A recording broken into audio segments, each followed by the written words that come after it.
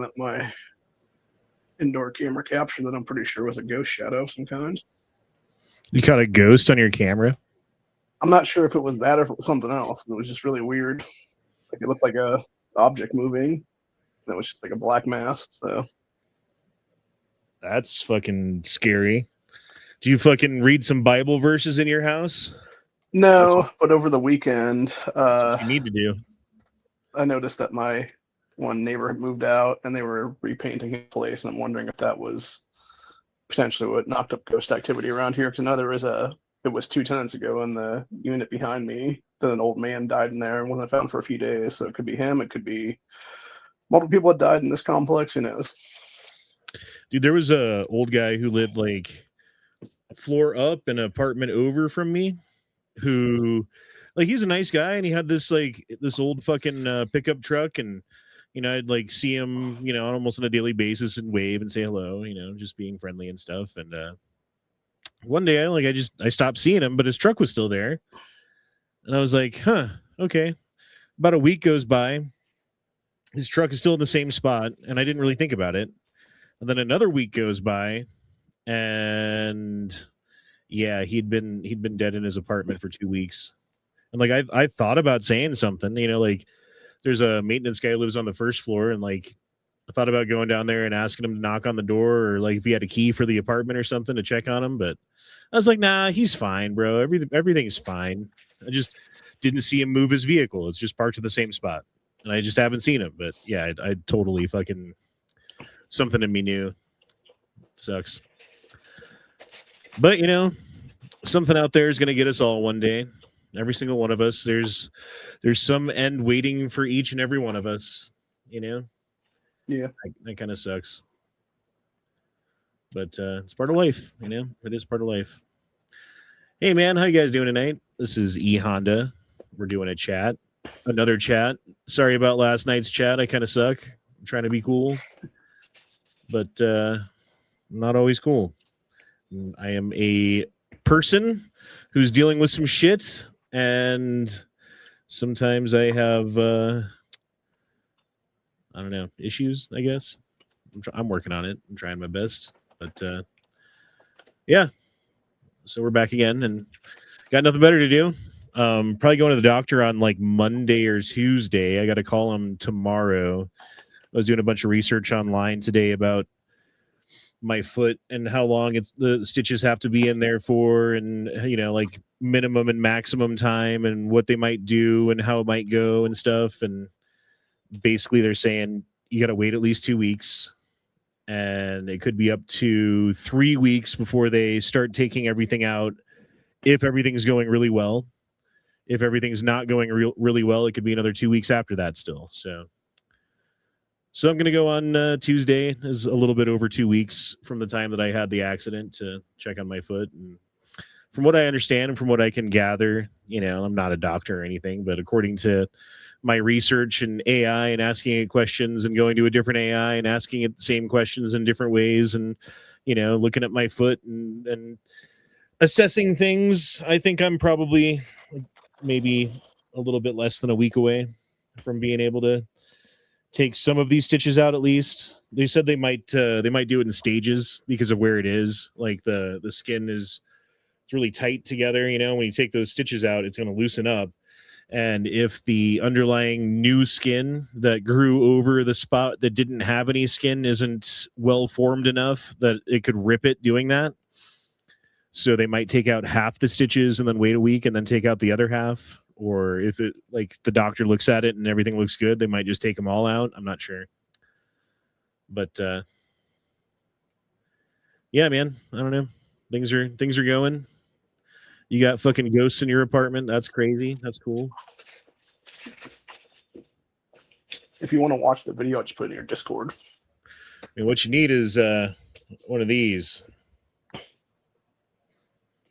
It'll help out. I swear by this Bible. This little mini Bible. It's got everything in it you need, man. 1 foot in the grave. Kinda. All right, let's look at the Discord. Let's see your video here. Veronica, I thank you for beating the shit out of me. Hold on. Where is it? Okay, here we go. Well, let me screen share. She shares screen shares by the screen shore. Are we on the right one? Oh yeah, we it's are. in the first 5 seconds. Okay.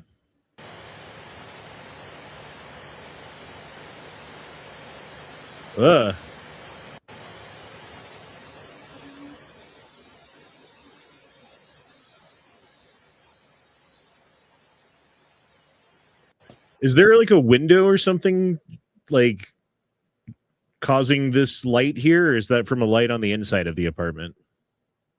It's my front door. That's behind everything. Right, but there was a shadow that went across the side window. Was the light casting that shadow from? There is no window there. That's a closet. That's what I'm saying. It just came out of nowhere. That's what kind of weirded me out. Bro, that looks like a mouse.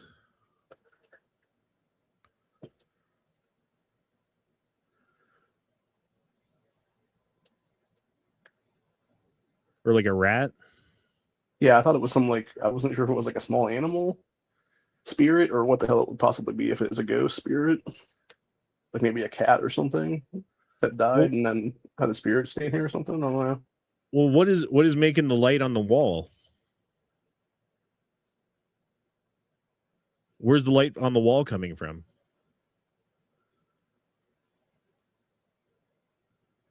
Oh, yeah, there's a picture window that would be hitting that direction. So there's a window to the outside? That could be a squirrel Yes. running by the window too. Maybe, but I don't know. It just seemed very weird that it just randomly got caught this morning like that. And I've never had something like that before. It's always been, if it's anything, it's like dust particles or something that'll experience it though. Oh, you do see maybe a little bit younger, a couple a little bit older, but no one in the chats. It's a mixed bag of feelings, and I really don't know. You know, I guess I'm not dealing with it the best right now, to be honest. And I wish I was dealing with a little bit better. And I know, like things will normalize soon enough, and it'll become, not as big of a deal that he's not here. But right now, man, like I walk out in my living room and there's a big empty hole where his shit is, So I don't know, man. Shit sucks. I don't know what to say about it. Besides, like, here's where I'm at, and here's what I'm dealing with. On top of everything else, on top of my foot thing, on top of dealing with doctors and not working right now and all the other stuff and being stuck at home, and there's not a million, but there's several fucking negative things kind of revolving around me right now, and I'm letting it get to me, unfortunately. Kind of like working on cars sometimes when it's going good and you're like able to move forward and progress on things. But sometimes you work on a car and you get stuck on a spot, or you don't have the right tool, or the thing you're working on breaks when you're taking it off or putting it on, or it's rusted on, or like there's a million things that can go wrong when you're working on a car that makes it like really fucking not fun. So sometimes I hate working on cars. That's why I like working on bikes, to be honest. Because like with a car, you're like, oh, I got to change this part, which means I got to take this apart and I got to take that off and I got to move this thing and I got to reach in here and like fucking bang my elbow against this part in a spot that's not engineered for your arm to go in there. And so you know the bike more aggressively than you know a car, basically. Well, they're not simpler, but there's just less on them. There's less to take apart to get to things. There's, everything's right fucking there for the most part. Sometimes you don't even have to take anything apart to get to the thing that you're working on, So it's generally easier. Like, I don't know, motorcycles have little fiddly bits on them that cars don't always have. So you got to like learn how to work on fucking watches or something first, Gonna work on some small little piece of electronic or something. But it was so bad that his situation was so bad that the door, when you closed it, didn't even fit in right.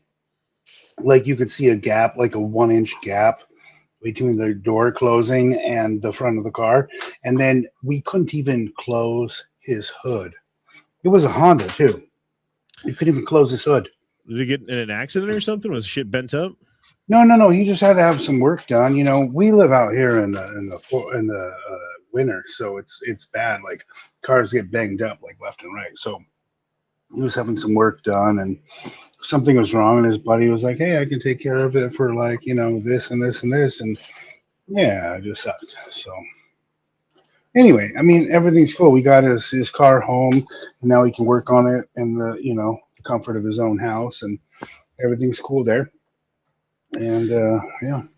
Yeah, and that's another big thing too. Like trusting someone else to work on your car. Like I've got a friend who works on stuff for himself and needed some money because he got fired from his job and started doing stuff for other people's cars.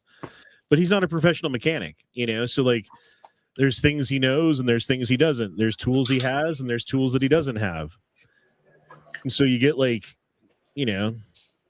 fucking neck deep into a project, get a little over your head with it. And now you got to like figure out how to put it back together. And you don't always, know what you're doing. And then people are waiting on you because they're like, my car's been with you for 3 weeks. Why is it not fixed yet? And so then you start getting it.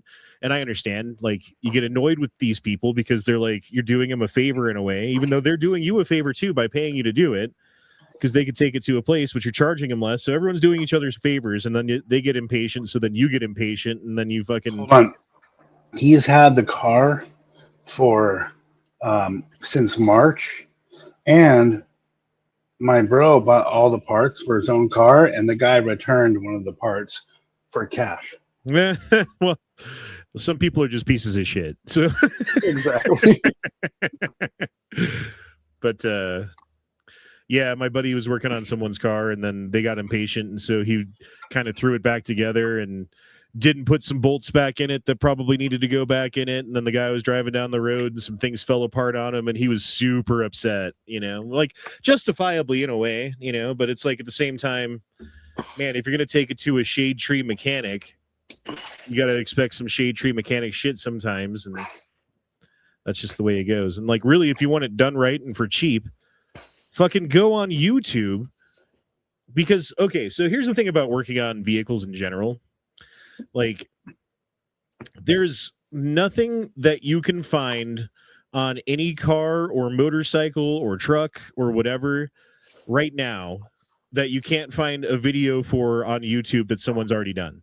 So if you don't know what you're doing, you can go on YouTube and watch a video. You can go find a manual and see how it's put together. You can look up the torque specs. You can use AI. There's like a million tools out there, but it's hard to do, and it's a puzzle that you got to figure out, right? It's ultimately like a difficult puzzle that whoever's doing it is effectively that's what mechanics do. Like, most of the time when a mechanic's putting some piece of equipment onto a car, they're reading a manual.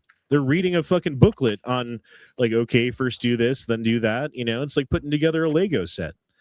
So if you want your Lego set done right, sometimes the best thing you can do is put your own fucking Lego set together yourself.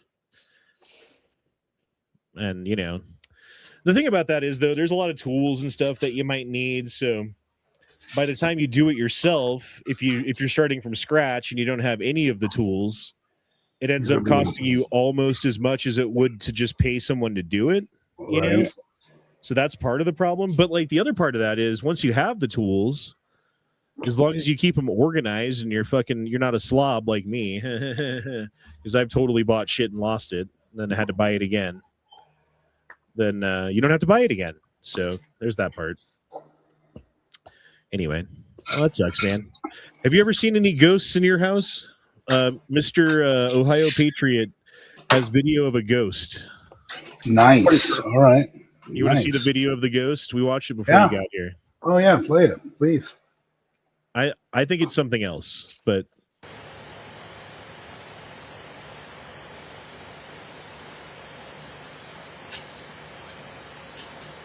that was it. Did you see it? You want to see it again? No, I saw it. And then the whole room got dark too.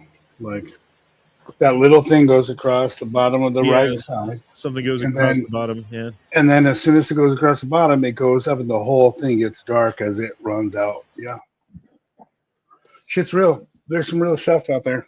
Yeah, I was saying he needs one of these, and he needs to say some Hail Marys and some prayers to Jesus and stuff, and scare those spirits away, man. So there's.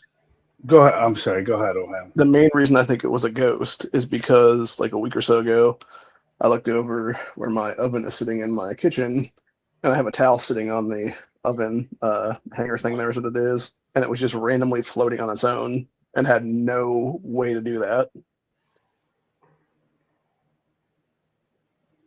Yeah. So what I was gonna say is Mom and I live across the street from a graveyard. So there was a native graveyard up on the hill, and there was a flood. The bones all got washed out into the street, kind of like poltergeist into the property here and like all over. And so there's actually like a monument. It's been pulled back, and you can see where it says no trespassing. That's right across the street from my house. I've found bones recently, actually. Which is weird, but we have things constantly like running upstairs, and like we hear things. My mom and I just like, my mom prays and does biblical stuff, and I'm just like, kind of, well, whatever. They live here now, so nothing I can do. I mean, I suppose if they're not like actively fucking with you, that's the thing that gets me. Like I've definitely had things that like put chills down my spine, and I'm like uneasy in my own house, And like, I don't like that, like get out of my house if you're doing that shit. Yeah. What about that guy that takes the video of like holograms and like supposed alien life? He has some sort of camera that can go into the lenses of these dimensional cameras, supposedly. Have you guys seen that on like Instagram and stuff? Like, I know it could be a lie for sure, but some of it is pretty bonkers. There's some, I forget if it's like a photochromatic lens of some kind, or some kind of treatment that you can put on lens for either sunglasses or for a camera lens. Yeah. That supposedly shows stuff, and they've actually made it illegal. Hold on, let me look this up. Yeah. Veronica, I thank you for beating the shit out of me. Hold on, let me ask AI. Oh, you're being stupid. All right, I'll just type it. You know what? We'll just type it. It's fine. I don't need to say it out loud. I can type. Hey, AI, is there some kind of lens finish that shows paranormal things that is illegal to make or own now? I swear I heard about this not too long ago. It's thinking. I'm more grok now than man, according to the internet. It's really thinking about this one. Holy shit. Yeah, there's a lot to uncover. I can send you the guy's link. It's pretty weird. Sorry I keep going out, but I'm eating. I don't want you to have to hear me chew and make loud noises because I know you're sensitive and you'll cry. It's called Dysonium. Dysonium. Okay. A synthetic coal tar dye from the early 1900s. Dr. Walter J. Kern used in the kernel screens, glass cells, or filters with alcohol solution of the dye. Around 1911, he claimed that looking through them trained the eyes to see human aura or energy field that could supposedly indicate health. Some later fringe paranormal circles extended this to spirits, astral planes, etc. Well, you know where this came from, right? No, you know this. You know the story of it. So the story of it is that the guy had a blind daughter, and she never saw. So he was trying to create a lens that would allow her to see, because she could see some things, but just basically blobs. So then he created the lenses, what you're talking about, and those lenses allowed her to see into the future realms, right? It allowed her to see things. And so she was like, cool. But as she went on, she could not just only see real life, but she could see beyond that. So she started getting crazy and started hurting herself. And like she blinded herself because she didn't want to look anymore to see those things, and she was just screaming out. Anyway, his knowledge and his stuff got banned and taken away, and then that's where this guy that you're talking about picked it up later. I don't know, man. I've seen some stuff. Usually it's when I'm like super sleep deprived back in the day, you know. I won't say why, but yeah, you get to a point where you start seeing shadow people. Yeah. And, Oh yeah. like, I remember there was one day I got home from work or whatever, and I walked to the front door from my car parked out on the street, and I looked back into my car, and there were there were two in the back seat, one in the front seat of my car that had just been riding with me the whole time. And then like I saw them, and then they saw that I saw them, and like I started walking back towards the car, and they moved away from me, like they were trying to like hide from me or something. Bro, like there's some weird shit going on. I don't know what it is. I don't know if that was just a figment of my imagination, a hallucination because of not sleeping or whatever at that point in time, or if there's like perhaps not sleeping opens your eye to things that are beyond normal perception. I think So, that's Honda, definitely a possibility. am I allowed to read a what do you call it, an Instagram thing out, or no? Sure, but let me hit this this super chat real quick before you do, if that's okay. All right, yeah, of course. Crafty Piping dropped in $5. Thanks, man. It says, sorry, couldn't make the chat. Just popping in to say, hope you heal up, Honda. God bless. Well, God bless to you, sir. You know, honestly, we're doing, like, look at my arm. It's no longer wrapped up. That's all pink new skin. Like, that's basically healed. It's just got to finish healing, you know? And my other arm is, you can't even barely tell anything happened to it anymore. So, like, my skin that didn't get completely skinned off is healing up pretty nice. It's just that spot on my foot, dude, that's still kind of troubling and worrying, and it's still oozing and gooing, and so we're not quite there yet, but hopefully on Tuesday when I go see the doctor and they tell me things and it'll all be positive, and then I can start getting stitches out and start going to work again. That's the hope. But anyway, yeah, read your is it Instagram? It's Instagram. It's The Universe 1969A, all lowercase. And like, take a look at that and maybe go through some of that, because I don't understand exactly all the tech he's talking about. He's showing tech that I know is real, that people have actually talked about with like the Charlie Kirk stuff and all the other things. Like they're saying they have these, you know, like holograms that can project over things. But this guy has this post, and like his stuff is wild, and like I really can't tell what I'm looking at, and I don't know if it's all just literally AI and I'm like just being baited, or if some of it is actually real. So I just Googled that. It's Comet Faye 1969A, designated officially as Comet 1969A, a periodic comet. Faye was successfully recovered and tracked by astronomers in early 1969. Apollo 11 moon landing on July 20th, 1969. American astronaut Neil Armstrong and Buzz Aldrin landed on the moon, making a monumental milestone in human exploration of the cosmos. And the Violence Universe 1969, a famous educational BBC documentary featuring a young Carl Sagan discussing the life cycle of stars, gravity, and cosmic explosions. I don't know. Okay, so the guy doing the post that I'm talking about, his name is Brian with an I, Ladd. Brian Ladd. Okay, I think I found it.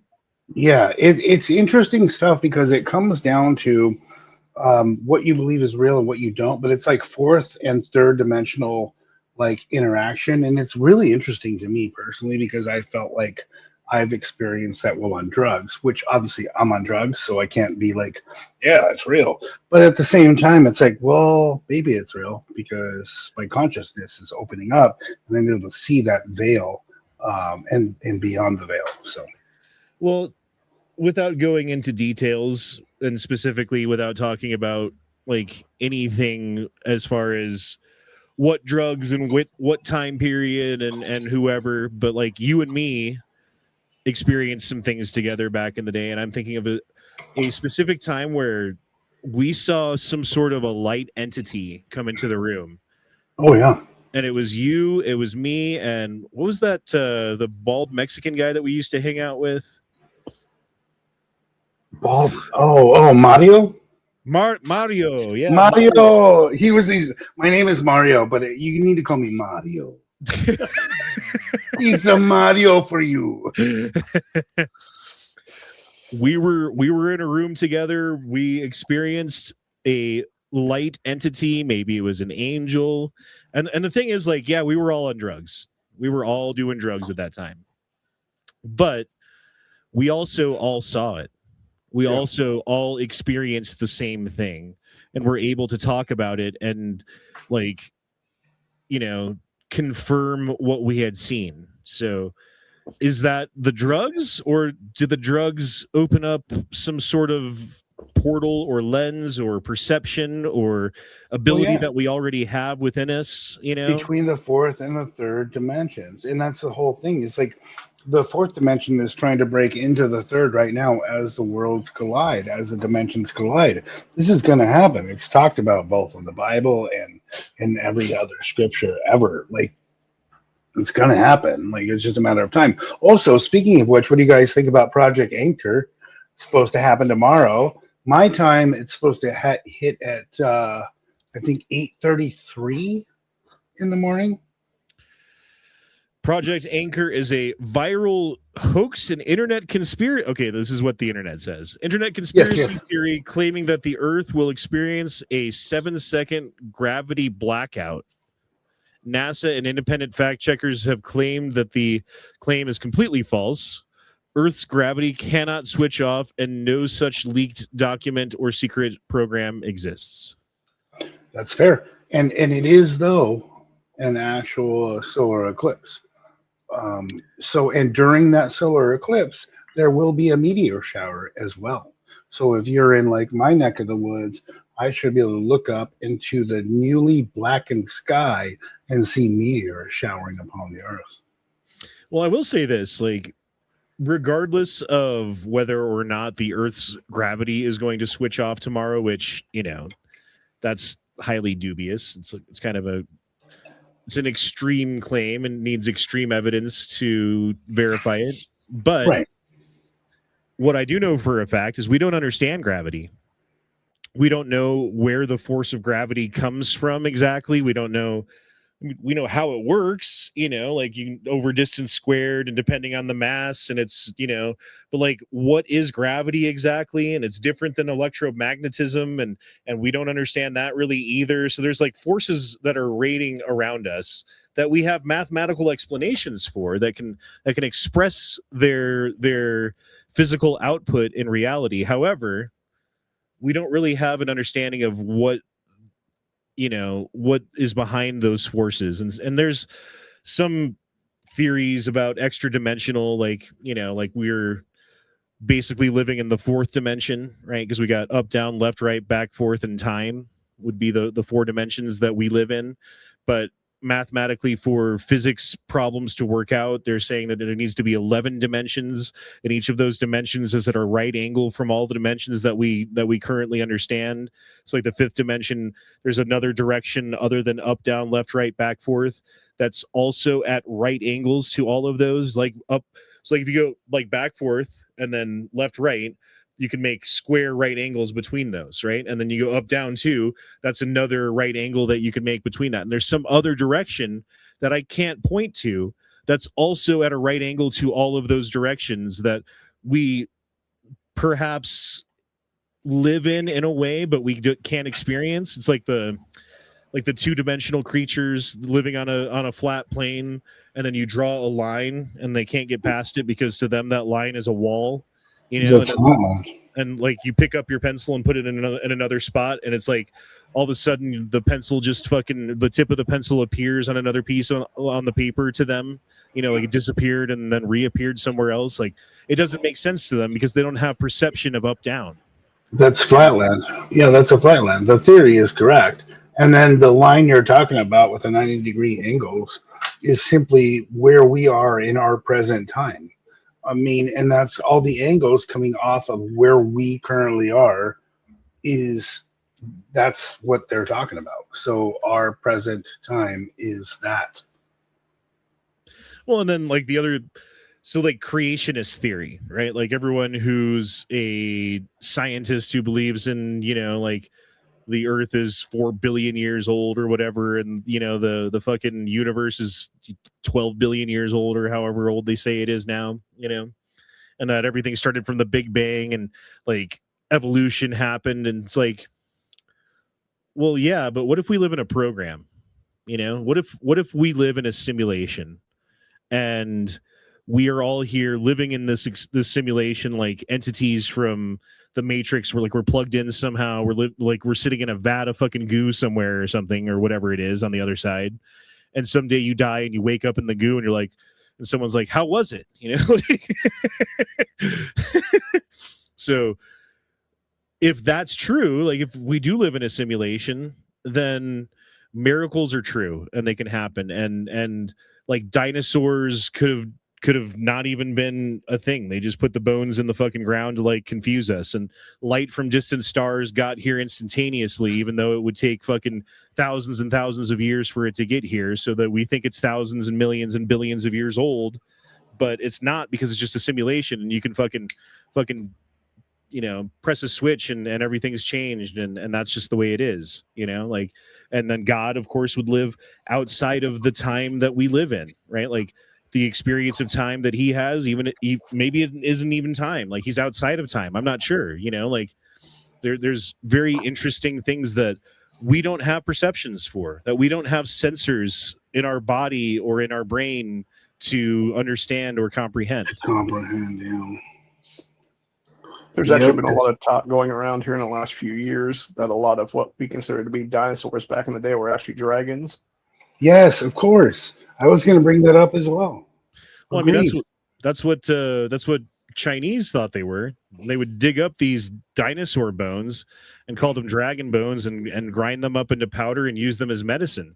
So who knows, like what ancient dynastic Chinese fucking archaeologists effectively dug up and fucking ground up and we'll never get to see, you know? Okay, well, hold on. This argument is actually easier to explain just once you're given the right context. What about, okay, look at the T-Rex, right? So you have this T-Rex with these little itty-bitty stupid arms. Those arms couldn't even reach its mouth. It couldn't even reach its mouth. So, like, at what point does that make any sense? Just in God's plan or in just a creation plan or whatever, it doesn't make sense. But if you were to take a chicken, just a regular old boring fucking chicken, and you were to put wings on the chicken, and then you extend the wings out, which are made basically of keratin, so those wings and those claws are still really there. That explains a dragon, because those little arms are meant for its flying arms. It also had basically giant legs and a tail, which would help it navigate the air. That is real, because all of those, you know, wing structures are made of keratin. That shit's going to break down over time. Like, it's not a bone, it's keratin. You can explain it very easily. And why would the Chinese have every animal be real except for one fictitious animal? That's just ignorant. If you really believe that, that's ignorant. Well, they've discovered fairly recently, if I'm not incorrect, fossilized dinosaur feathers. So everyone talks about how the dinosaurs went extinct. I don't think they did. I think they just evolved into birds, you know, or like whatever you want to call it. But the dinosaurs that were are the birds of today. You know, like Brontosaurus and Tyrannosaurus Rex and Velociraptor and everything else were probably covered in feathers. They probably had like intricate colored feathers like peacocks and stuff that, you know, and for the most part you never get to see those feathers. But there was another one where dinosaur feathers were preserved in amber. So like a dinosaur was walking by a tree that had sap oozing down it, and when it like rubbed up against the sap pulled out some of its feathers and then got entrained inside of the sap and then went into the earth and basically turned into amber over millions of years. And now we have examples of dinosaur feathers that look exactly like they did. It's weird how that works, you know, like amber can preserve things like ants or beetles or, you know, whatever small animal you want to think of, but also dinosaur feathers. I mean, we all saw Jurassic Park. They were all looking for the mosquitoes so they could get some dinosaur blood. But I mean, it's crazy the connections, and then you look at DNA too, right? Like we share over half of our DNA with like banana trees. You know, like we're all related. We are all part of the same genome. We came from the same thing. We are interrelated in ways that, like, if you go back far enough, like we all came from the same shit, you know? Mycelium. Yeah. And where did that come from? Oh, it turns out that actually like spores, like mushroom spores, survive in a vacuum indefinitely.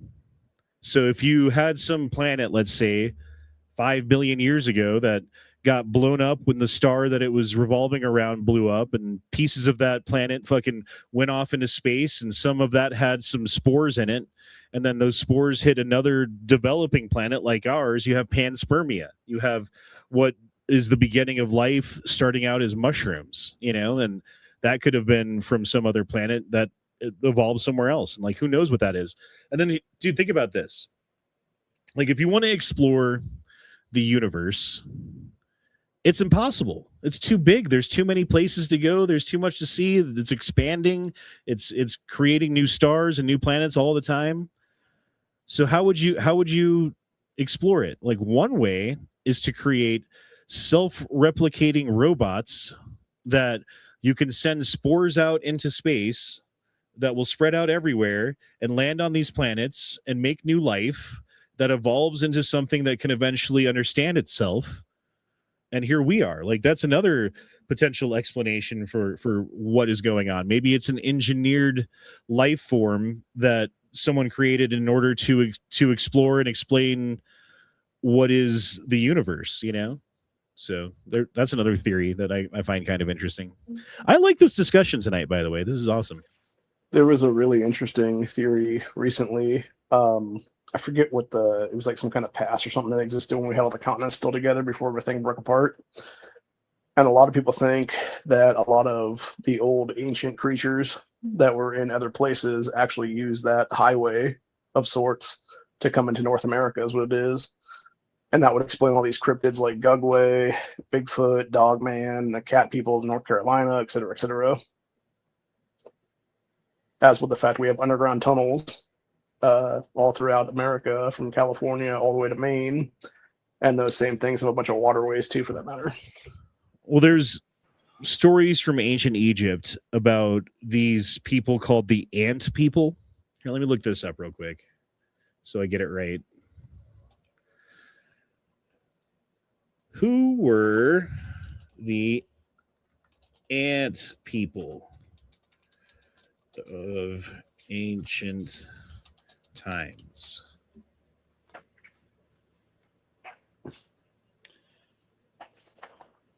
Thinking about this one pretty hard too.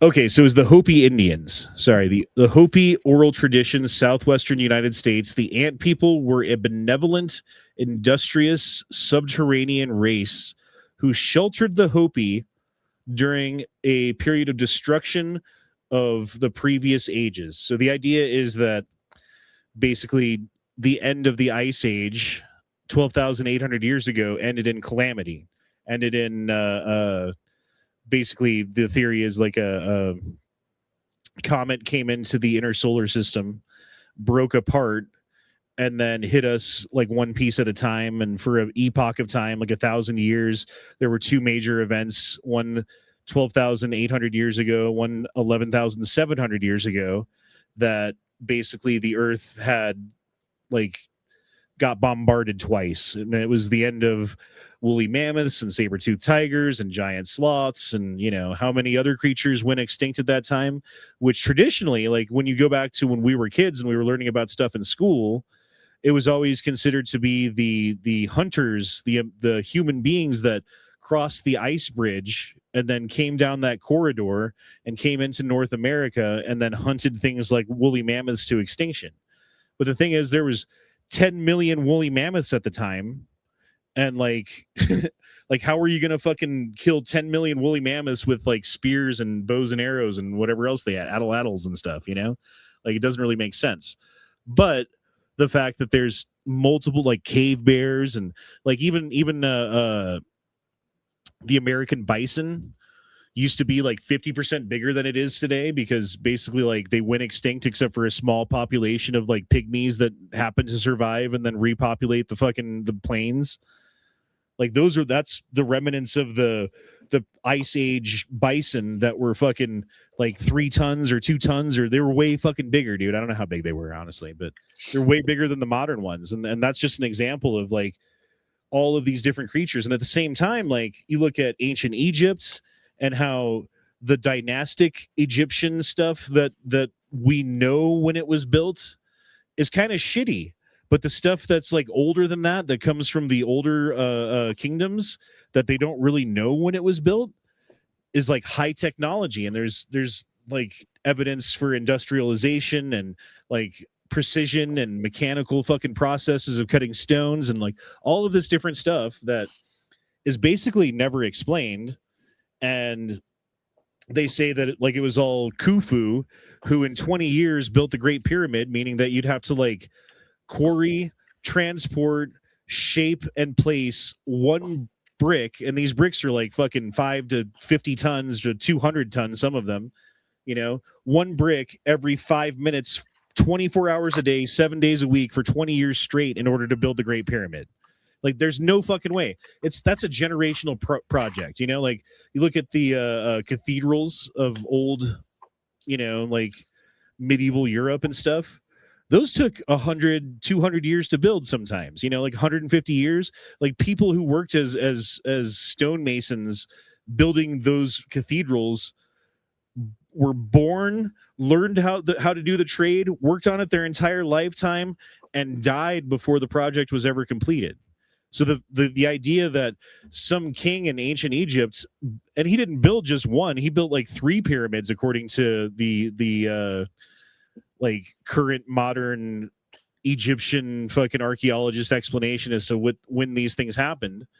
And it's like, just because his name is on it, he carved his name into the side of something, doesn't mean he built it, but he was just like the last person who did it. And that's another thing that ancient Egypt did too, is like you would shave off the name of the guy before you and put your cartouche on the thing to claim it, to say like, oh yeah, I am the great king who made this. And who's to say that he didn't, you know? So like it's very ambiguous. They don't really know who built these. They don't really know when it happened.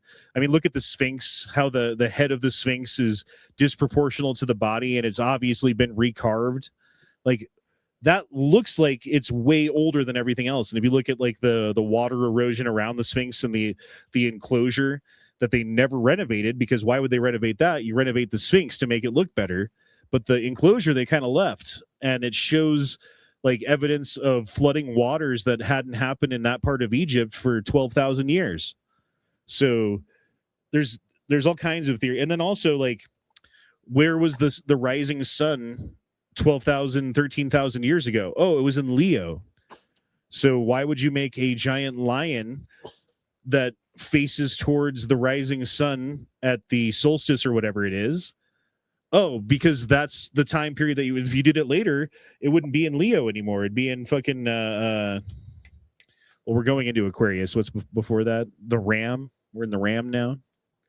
Anyway, it's just crazy to think about. Like there's... Wait. Aquarius before Aquarius is Pisces. After Aquarius is no, Pisces is after Aquarius, right?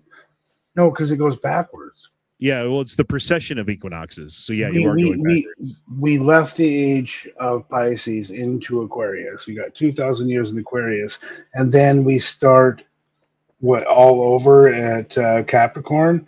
No, because Aries is the first time, so we go to Capricorn after that. I'm not sure, dude, but I do know I have that. it tattooed on my stupid arm. I just look at my arm. It's right there. I do know that 12,800, 13,000, 15,000 years ago, when there are groups of people who think that the Sphinx was actually built, it was in the age of Leo. So we are definitely moving into territories of discovery that don't really make sense. Or what's the one in Indonesia? Hold on, let me look this up. What is the ancient? Really quick, while you're doing that, because I got to go soon. I had one quick question, and it is about that snail that they found that lives in volcanoes, apparently, either underwater volcanoes or I think it's underwater, and they eat iron. Have you heard about those? No. They eat iron, apparently, and they don't need to eat food or anything. They just consume iron, and iron gives them energy to build their shells and to continue growing. I don't remember what they're called, but they are fucking crazy cool if they're real. It's Gunung Padang, also known as the Mountain of Enlightenment. In Southeast Asia, it's the largest known megalithic complex, a series of terraced platforms and retaining walls built from large column basalt and andesite rocks, naturally formed volcanic pillars, on a hilltop that sits on an ancient volcano. The visible surface features include stepped terraces, stone arrangements, pathways. Locals have long regarded it as a sacred site for prayers and meditation. But the thing is, when you look at it, it was carved in one piece. It's not like Egypt, where they would take 50-ton, 100-ton, 200-ton fucking slabs of rock and fit them together and make something out of it. They carved the rock away and left behind this thing called Gunung Padang. Let me pull up some pictures of this shit, dude. It's insane. Insagni. Sorry, I love talking about this shit. This is a way better chat than last night, by the way.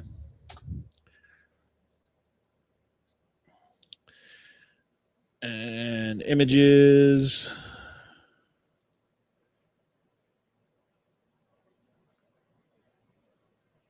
Well, none of these are really good images. Here we go.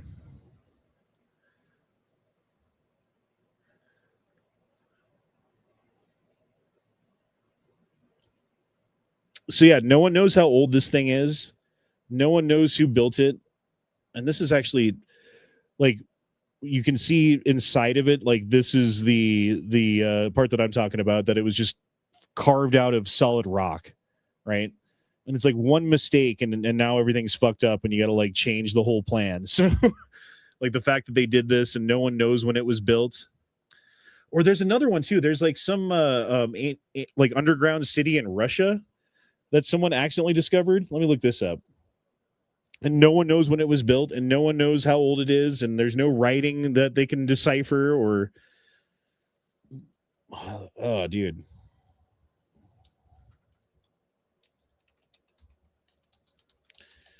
Underground recently discovered city in Russia that no one knows who or when was built. And if I remember correctly, this housed 40,000 people. So think about that. How long would it take to quarry out and make rooms and apartments and whatever you want to call them big enough for 40,000 people to live underground? And also, why would you do that? It's way easier to just build a hut out of fucking sticks and rocks and shit on top of the fucking surface than it is to like dig down into the earth and like make a fucking house. Okay, we're talking Probably cooler under there. Bacala Cave City. So in September 2025, experienced divers explored an underwater canyon near Ocalan Island and found a multi-level system of caves, grottos, terraces, ledges, and narrow passages carved into the steep rocks. Parts of the extended down 70 meters in depth, nicknamed Cave City because the formations look similar to ancient human inhabitant rock-cut cave cities in places like Crimea. Or maybe it's the one in Crimea. Let me look that up too. Or Armenia. So these could be the ant people, you know, like who knows what was around before written history. And there were definitely civilizations, now we believe anyway, civilizations that were around during the Ice Age that, I mean, if there's animals that go extinct, what do you think that does to a civilization? You know, like if things are so bad that like elephants and fucking rhinos and tigers and lions and wolves and, you know, all of these different animals go extinct and it's not because human beings fucking cut them down. What do you think that does to like the United States? You know, like we're not here anymore. Like maybe people are, maybe some people survived, but there's not really a memory of what came before, the technology that we had, or like that part doesn't get passed down because it's more about survival at that point and you barely fucking made it, you know? And that definitely happened in human time periods. 12,000 years ago, there happened something, and you know, there's stories about it in every religion. There's floods that there's evidence for, like carved into the fucking the surface of the earth that you can see when you drive across places like Washington or Utah or Nevada, or I mean, just look at a map of the Mississippi River. Here, let me pull that up. Nebraska's another one. Yeah, the Sandhills, exactly. Veronica, I thank you for beating the shit out of me. I keep singing that. You could also add in the fact that with all the ancient plagues and stuff like that back in centuries past, like how many of those are even in the Antarctic right now underneath ice? So you can kind of see where like everything kind of melted and pooled up here and then eventually got like channelized. And look how wide this is. I mean, measure distance to here. We're talking a river that's 85 miles across, you know? Like you can clearly see where it was. Like that's exactly what happened, you know? And like there's other little strings of stuff, you know? Like where did this water come from that went down here? Like is that all from this little tiny river? From the Red River made that? And then you zoom out and you're like, whoa, that's way bigger than the Red River. No, the Red River lives in the channelized fucking riverbed of the ancient, more giant river that it can't escape because it was so big that it encompasses everywhere that the Red River could possibly go, you know, or the Mississippi. Right? The Mississippi is a big fucking river, you know. Let's measure the distance here now, you know, like what the actual Mississippi is today. I mean, it's half a mile, a little bit more across. That's huge. But the actual river was 85 miles. Oh. Well, whatever. I fucked up the measurement. But yeah, you're looking at 80 miles across for a river that is 0.6 miles today. Like it's not the same thing. And whatever created that happened 12,000 years ago. And we have evidence for that. We have shocked quartz. We have nanodiamonds. We have fucking uridium deposits that all fall on this one matte black layer that they found in North Carolina. And then, oh, dude, the Carolina Bays, bro. Have you ever heard about these? It sounds familiar. So the idea there is that a giant meteor broke up and hit two different places. Right here in Michigan, Saginaw Bay, they think that that's a crater. And also Lake Nipigon right here, they think that's a crater. But at the time when it got hit by a meteor, this was under 2 miles of ice, right?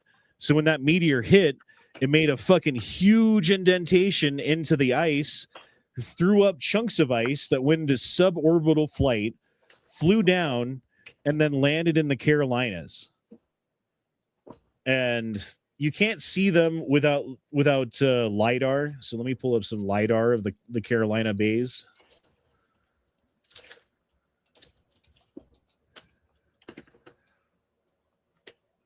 LiDAR map.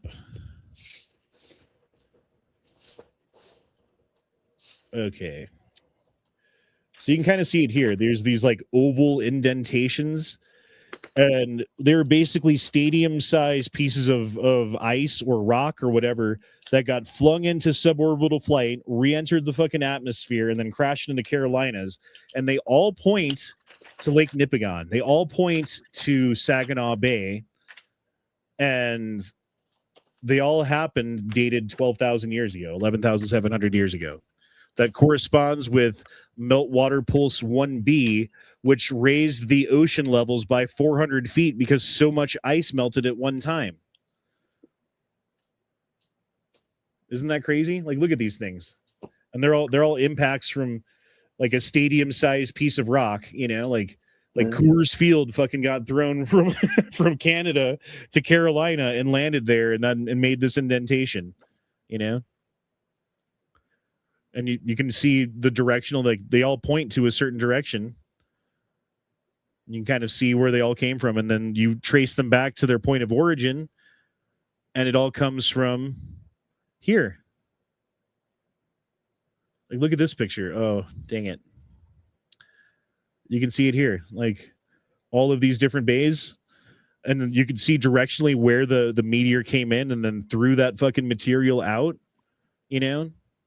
Like there's science behind this that we're just catching up to now. Like this is all fucking new stuff that, you know, like not very many people know about. It's not very widely accepted because there's a lot of legacy, you know, scientists who've been teaching other things for their entire career that this contradicts. And so they're going to fight against it, and they're going to fucking, you know, do everything they can to discredit.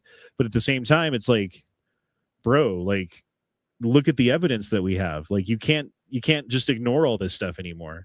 It's out there and we know about it. People have learned about it. People are investigating it and finding more evidence for it, not less, you know? So I don't know, dude. It's crazy. It's crazy stuff. There's also been a lot of evidence in the last like 20 to 30 years now that they're finding a bunch of buried bones of giants and just destroying them because it would basically erase all their scientific bullshit in a second. Yeah, Dark Passenger gets it too. Same with Göbekli Tepe. Like, Göbekli Tepe is radiocarbon dated to 12,800 years ago. And that's just some of the stuff that they could be way older than that. That's when it was buried.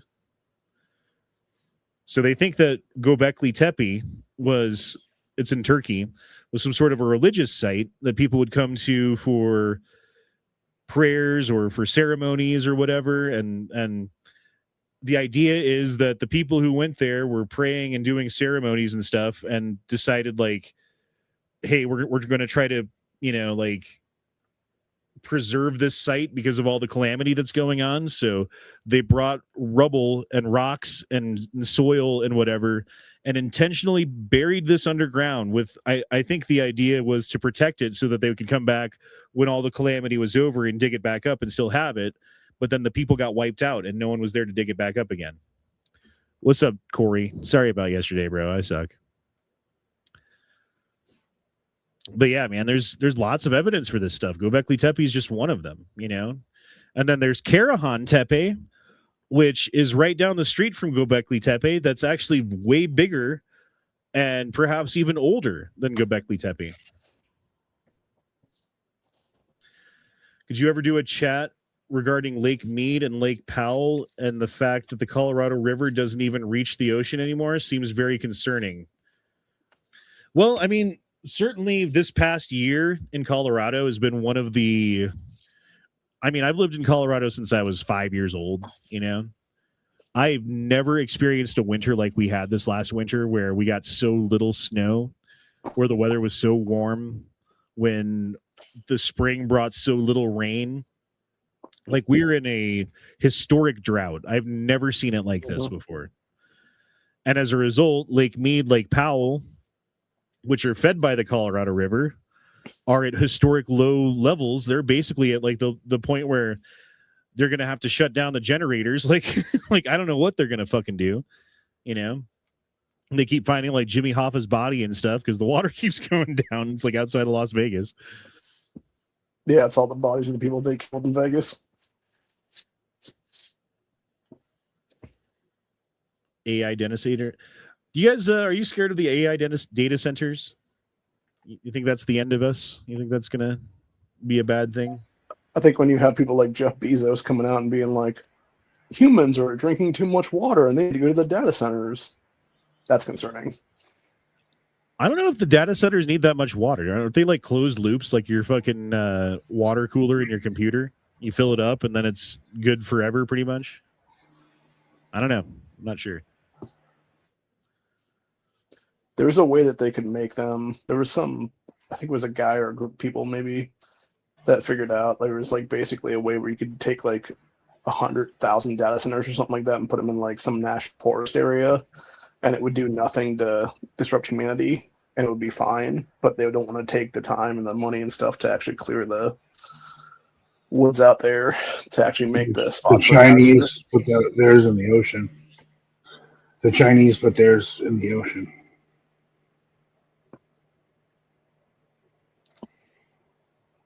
Well, the other thing is like, bro, like of all of the ancient megalithic sites that we've discovered and all of the things that we know about, like in Egypt or wherever you want to say, you know, where would you build back in the day? Where would you build a major city? Where would you build a major thing? Well, you would build it normally, generally speaking, the mouth of a river by the edge of the ocean, so that you have access to trading inland. You can send boats up the river to get goods and whatever from inside of the mainland, and by the ocean, so that you can reap the benefits of fishing and all of the ocean life that provides food for people and stuff, you know. And we know for a fact that the water levels rose 400 feet in a very short period of time. And you get stories of like Atlantis and all of these other things that may have been that people don't know about, sunk beneath the ocean. And like, yeah, that makes sense. If the water goes up 400 feet, and that doesn't even take into account isostatic depression or rebound. What is that? That's when you sit down on a cushion, right? And your ass weighs a lot and pushes down the cushion, and then another part of the cushion might raise a little bit. And then when you get up, the part of the cushion that your ass is in goes back up, and that other part might go down a little bit. So the idea is that there was so much weight of ice sitting on the North American plate and the European plate and the Asian plate that all got melted in a short period of time and dumped into the oceans, that shifted the weight from the land to the sea, which then basically made, because it was sitting on the land and then it all went up. So necessarily somewhere else had to sink, and then you've got this, the idea of this calamity happening in Atlantis, where not only did the ocean rise, but the land sank. That makes total fucking sense. But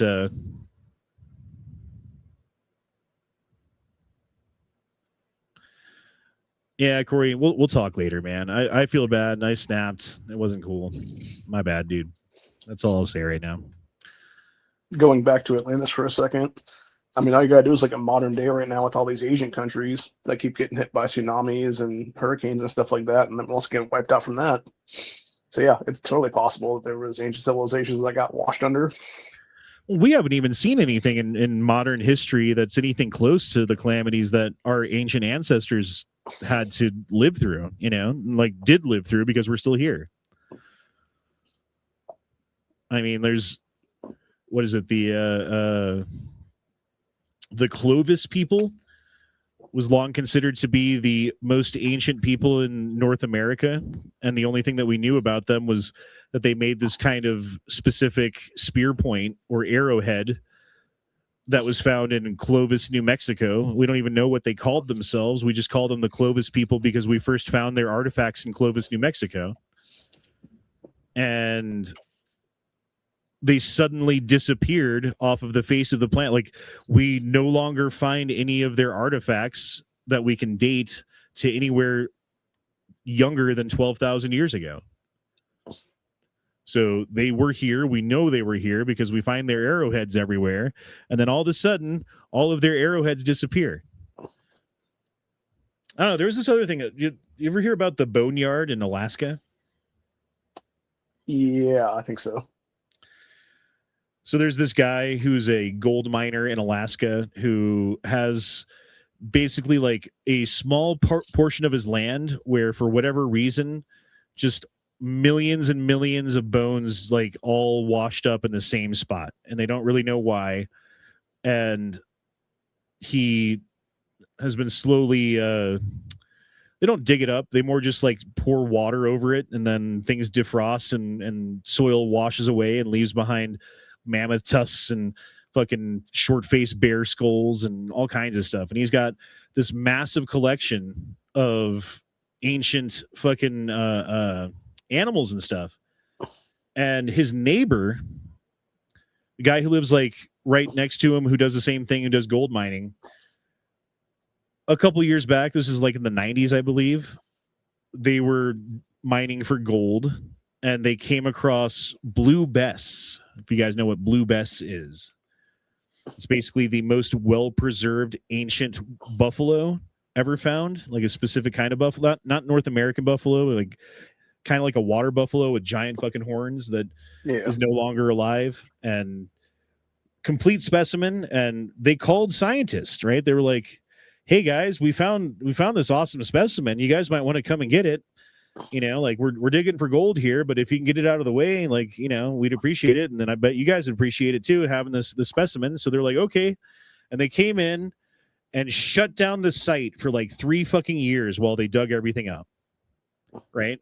And this guy's pissed because he's losing fucking money. Like he called them out of courtesy to like say like, hey, I found this awesome thing. You can come grab it in a weekend and I can get back to work. But no, they shut down his site for 3 fucking years while they looked for other things and did like archaeology things and whatever, and then eventually let him have his land back. And so a couple years later, they're digging for gold. And what do they find? A complete woolly mammoth with skin and flesh and trunk and everything completely intact and frozen in the permafrost. Right? And so what do you think they did that time? Do you think they called the scientists to be like, hey, can you shut down our site for 3 more years while you dig up this woolly mammoth? No, they didn't. They had a barbecue. Literally, like, people ate woolly mammoth fucking meat from this woolly mammoth because they had to get rid of it because they weren't going to fucking, you know what I mean? And supposedly, according to the Boneyard guy, so like you find an animal like that, they shut you down for 3 years. What do you think they're going to do if they found like a hunter, you know? They found like a human being with his stuff on him. Are they going to shut you down for 3 years, or are they going to like have that piece of land forever and you will never get access to it again? Yeah, it's going to be eminent domain immediately. So the stipulation, the insinuation that was made was that, in fact, they did find a human and that he had artifacts on him, and they didn't tell anybody because they don't want to fucking, you know, like they make money by mining for gold, not for finding fucking human remains from 13,000 years ago. So who knows what other stuff is buried down there. And certainly there have been other finds where they found mammoth bones with arrowheads stuck into them, with spearheads stuck into them, that kind of thing, where it's obvious that humans were hunting them at that time, which led to the theory that humans wiped them out, right? Because the great white hunter came down and destroyed everything. Well, it wasn't the white hunter, it was the Native American hunter, but whatever. hunters came down and killed all of the animals. No. Or it was some crazy meteor that created the Carolina Bays, that created these giant floods, that raised the ocean levels 400 feet, that fucking destroyed the civilization that made the Sphinx, that was later rediscovered by Egyptians and claimed by them, which they even say, even the ancient Egyptians, the dynastic Egyptians say, we found this shit and we claimed it as our own. It's not ours. We didn't make it. We found it. That's their own mythology. That's their own story about the origins of their own civilization, you know? And I believe them when they say that. But then if you look at Zahi Hawass and other people, like, they don't believe that. They believe, like, oh, it was our ancestors who built all of this, and they built the Great Pyramid in 20 years. Because actually King Khufu made 3 pyramids at the same time. And one of them was that one. It's like bull fucking shit, dude. Bull fucking shit. And I watch these like National Geographic fucking videos about all of this stuff, and it's all, here's the widely accepted, long-standing, ignoring evidence that's recently come out, views of all of these different things and what we think about them. And, oh, well, this is 3,000 years old, and this is 5,000 years old. And you look at these, like, these precision pots that have been made that they can, like, would only be made on a lathe. Like, okay, where's the lathe then? You know? Oh, they don't have it because it's so fucking old that it didn't even exist. They didn't have pictures of lathes. They didn't even have the fucking wheel. You know what I mean? So, whatever, bro. There's a lot there, and I could talk about this all fucking day. I really like this conversation, by the way. I'm having fun.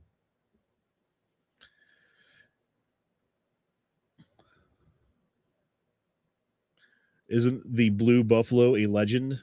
Well, it was Blue Bess. Let me look that up real quick. There was an interesting one recently over, I think it was in one of the UK countries, or maybe it was like a country by Russia. And it's because of all the drought going on over there too, that they found a whole bunch of Nazi warships over there that were scuttled by Hitler and company back in the 40s. But they also found, I believe it was a woolly mammoth, pretty good preserved underneath the water level there, and some other stuff in the muck and stuff.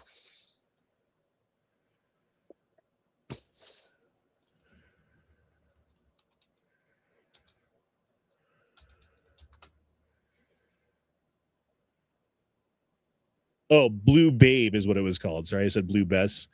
Famous 36,000-year-old mummified steppe bison discovered in Fairbanks, Alaska, that turned in a striking blue color due to mineral reactions. Alternatively, you might mean, no, yeah, that's what I meant. It's Blue Babe.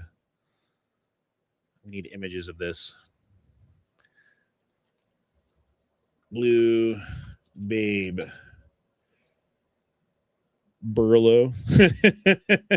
Buffalo. Oh, god damn it. Yeah, this is how they found it. Like, completely intact, frozen in ice.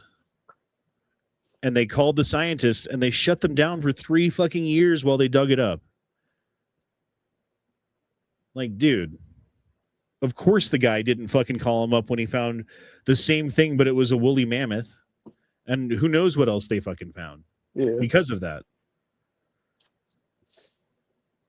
But yeah, it looks like it just like laid down and died. It still had the food that it was eating in its mouth, you know? Like, whatever killed this thing happened real fucking quick. Like, it just got buried in a landslide or like swept away in water and fucking like entrained in ice before, and like flash frozen too, because it wasn't even decayed on the inside. You know, like, you would think that if an animal dies and, you know, like eventually freezes, it would have some decay. Like, this thing was fresh, dude. It was fresh fucking meat when they found it. 36,000 years old. That's why it kind of makes sense when you watch the movie Day After Tomorrow and they have the like crazy storms coming down and just like freezes everything immediately. I could totally see that happening.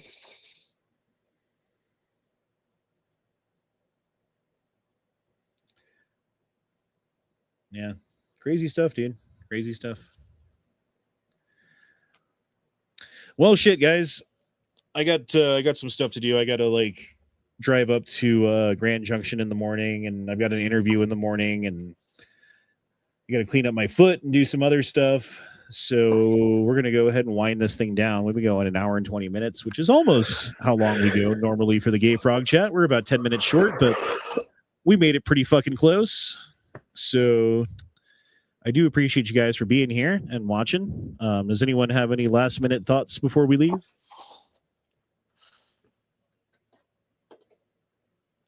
Please check out the snail. Check out the snail, guys. It's really cool.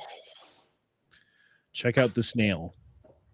I sent you pictures of the snail. I sent you an Instagram of it. It eats iron. It lives in volcanoes. It's crazy.